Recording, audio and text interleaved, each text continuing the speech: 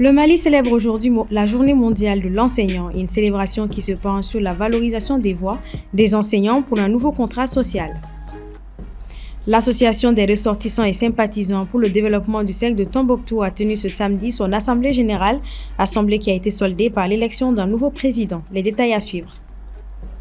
Bamako abritera très prochainement la 14e édition des rencontres de Bamako, Biennale africaine de la photographie. Les activités ont été lancées hier. Mesdames et messieurs, bonsoir, bienvenue dans cette édition d'information. À l'instar de la communauté internationale, le Mali a célébré ce samedi 5 octobre la Journée mondiale de l'enseignant. Placée sous le thème « Valoriser les voix des enseignants vers un nouveau contrat social », la cérémonie organisée par les syndicats d'enseignants était présidée par le ministre de l'Éducation nationale. Soumaïla Fane y a pris part. Enseigner signifie non seulement communiquer ce que nous savons, mais également révéler qui nous sommes en vivant ce que nous croyons. C'est à travers cette assertion que le ministre de l'Éducation nationale s'est adressé aux enseignants venus de tous les horizons du pays ce samedi 5 octobre, célébrer la journée de l'enseignant. Selon lui, il y a peu de défis qui soient plus exaltants et plus enrichissants que celui d'instruire et de guider un enfant. Chères enseignantes, chers enseignants, vous, à qui les familles et le Mali ont confié la charge des enfants et des jeunes, avides de savoir, de connaissances, vous avez accepté une responsabilité à la fois particulière, exaltante et exigeante. C'est à vous qu'il est donné de créer l'avenir et de lui imprimer une orientation en offrant à vos élèves un ensemble de valeurs qui leur permettront d'évaluer leurs connaissances nouvellement acquises.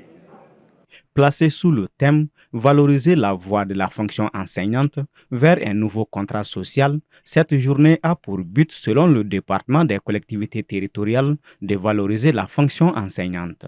Le choix de ces termes qui est, je cite, valoriser les voix des enseignants vers un nouveau contrat social pour l'éducation, fin de citation, et va sans doute nous permettre davantage, sinon nous motiver davantage à redoubler d'efforts auprès de nos autorités compétentes pour consolider les acquis dans ces domaines et relever de nouveaux défis liés à l'évolution de notre environnement. Les syndicats d'enseignants ont rappelé les revendications pouvant améliorer les conditions de vie et de travail des soldats de la CREI. En septembre 2022, un important sommet a regroupé les chefs d'État à New York pour trouver une réponse à la crise mondiale de l'éducation. Crise d'équité et d'inclusion, mais également crise de qualité et pertinence. 2 ans après, je ne pense pas si le Mali peut être compté parmi les bons élèves. Les enseignants du Mali aspirent à une formation de qualité, à un traitement salarial digne de leur rang et à une sécurité de leur personne et de leur lieu de service afin de construire ensemble une école apaisée, performante et productrice de cadres compétents et capables de se mettre au service de la refondation de notre pays conformément aux recommandations des États généraux de l'éducation. Durant cette journée, des débats ont été animés afin de formuler des recommandations permettant de renforcer les outils et les mécanismes pour redonner à l'école malienne sa grandeur. L'Association des ressortissants et sympathisants pour le développement du cercle de Tombouctou connaît désormais une nouvelle ère. L'Assemblée générale pour son nouveau bureau s'est tenue ce samedi 5 octobre à Setoumani Koulibaly. C'est après 21 ans de règne que le président sortant Abdoulaye Al-Badiadiko a décidé de présenter la démission de son bureau afin de laisser la place à une nouvelle génération. La RDCT est un regroupement de ressortissants et sympathisants de Tombouctou avec pour objectif de contribuer au développement socio-économique et culturel des différents cercles de la région. L'association repose désormais entre les mains de son nouveau président, Issa Arsina Sissé, et son staff. Pour le bureau entrant, tous les efforts seront consentis afin de mener à bien les missions assignées, mais également de faire mieux que ce qui a été déjà fait. Déjà, Tombouctou regorge des cadres compétents. Et nous sommes engagés avec le courage et la volonté, Inch'Allah, on va apporter beaucoup de choses pour la région. Ces missions, c'est pour pouvoir connaître dans cette région comment ça va se passer, cette décentralisation que l'État a entamée il y a longtemps. Et on doit suivre en tant qu'association comment, avec ces nouveaux découpages, par exemple ces nouveaux cercles qui viennent d'être créés, comment ils seront situés par rapport aux anciens. Et nous souhaitons simplement que les membres du comité consultatif, que les membres du comité des experts puissent accompagner ce jeune bureau-là, qui n'est pas tout à fait parfait. On peut toujours avoir des reproches à faire pour telle structure, mais en tout cas, c'est des gens qui ont reçu la confiance de leur cercle. Et nous allons faire en sorte que ce bureau-là puisse tenir le haut le flambeau pour qu'en 3 ans, nous puissions présenter un bilan au jour. L'association des ressortissants et sympathisants pour le développement des cercles de Tombouctou regroupe au total 13 cercles, dont ceux de Gundam, Bintagungu, Léré, Raous ou Diré. Quant au nouveau bureau, il lui a été donné un mandat de 3 ans. À noter que l'association entend désormais élire les membres de son bureau par rotation au niveau des cercles afin de mieux représenter chaque localité. 2 semaines après avoir annoncé la fermeture de plusieurs marchés à bétail de Bamako, les autorités sont passées ce samedi 5 octobre à la vitesse supérieure. Le marché à bétail de Lafiab-Koukoda vient d'être évacué. Soumaïla Fani a fait le constat. Au marché à bétail de Lafiab-Koukoda, où plus d'une centaine de marchands de bétail exerçaient jusqu'alors leur commerce, ce samedi 5 octobre, le réveil était d'un coup plus qu'amer. Plus aucune bête ne s'y trouvait, les forces de sécurité bien en place et les caterpillars au travail pour détruire tous les hangars. On pense qu'on aura les délais pour 4-5 jours. On va faire les préparations en short. En bas de ce matin, on est venu, on a entendu qu'il y a les animaux qui sont sortis depuis hier nuit. Nous aussi, ce qu'on a ici, on a négocié, on est sorti. On est dans les mêmes situations. On ne sait même pas où on va pour l'instant. Après la double attaque terroriste qui a visé 2 points sensibles de Bamako le 17 septembre dernier, le gouverneur du district a annoncé le 19 septembre la décision de fermeture de 7 marchés à bétail de la capitale. Ce samedi 5 octobre, les autorités ont mis à exécution cette décision. Dans un pays, il faut de l'ordre. Diriger un pays, c'est protéger aussi les citoyens, les populations. Et s'il s'avère qu'il y a des éléments qui peuvent compromettre les vivres et les libres ensemble, et faire face à ça est aujourd'hui une nécessité. Donc après la prise de la décision par le gouverneur, les discussions jusqu'à hier ont montré qu'il fallait aller un peu plus vite. Donc c'est pourquoi vous voyez ce matin-là, après plusieurs moments, plusieurs tentatives de négociation.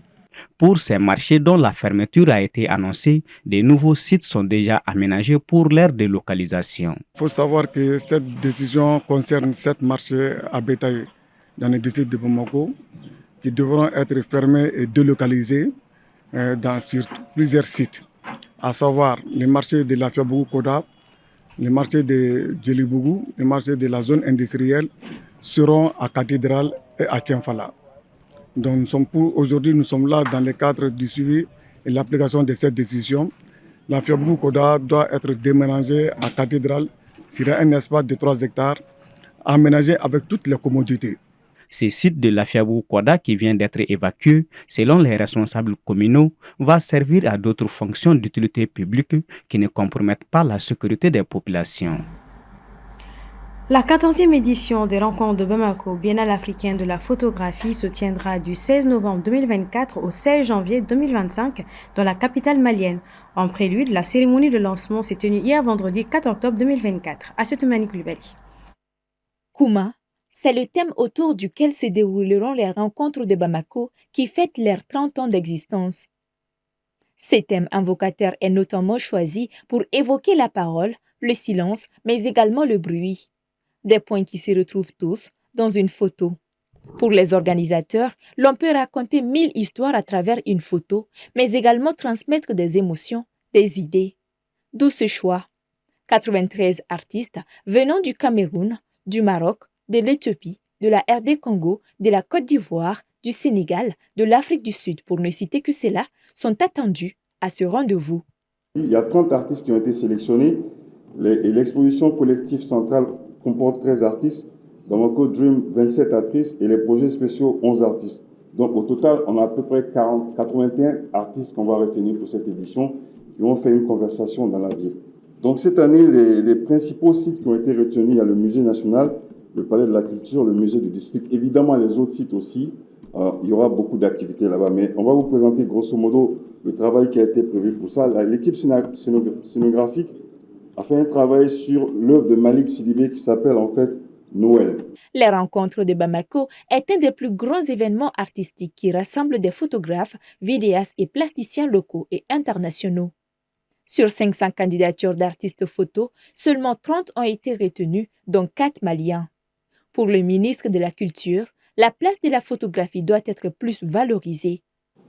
Les rencontres de Bamako, Biennale africaine de la photographie, se sont imposées dans l'agenda des rencontres photographiques à l'échelle du continent. Elles sont un événement culturel majeur, bien apprécié par la diaspora africaine, au même titre que le FESPACO, le Dakar, le Massa d'Abidjan. Malgré les crises multiformes vécues par notre pays ces dernières années, cet événement culturel est resté constant et résilient. Nous célébrons aujourd'hui, disais-je, les 30 ans d'existence de cette fête panafricaine de la photographie, une activité qui a atteint sa maturité et qui occupe une place de choix dans l'agenda culturel. Cette 14e édition qui célèbre les 30 ans de la Biennale donne un écho particulier à la photographie contemporaine. Cette année, c'est le Maroc qui a été désigné comme pays invité d'honneur de la Biennale. Salif Keïta est le parrain des rencontres. Les rencontres de Bamako, Biennale africaine de la photographie, se tiendront du 16 novembre 2024 au 16 janvier 2025. La Tunisie s'apprête à choisir son nouveau président demain dimanche dans un climat tendu. Des centaines de personnes ont manifesté vendredi dans la capitale pour dénoncer des atteintes aux droits et libertés.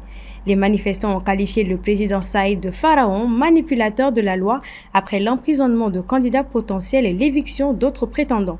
Les manifestants appellent au boycott de la présidentielle dimanche où le président Kais Saied est candidat pour un nouveau mandat de 5 ans face à seulement 3 candidats sur 17 initialement. L'ONG Women Rights Watch affirme que plus de 170 personnes sont actuellement détenues pour des motifs politiques ou pour avoir exercé leurs droits fondamentaux. C'est la fin de ce 1945. Mesdames et messieurs, merci à tous de l'avoir suivi. Excellente suite de programmes sur la télé qui vous allume.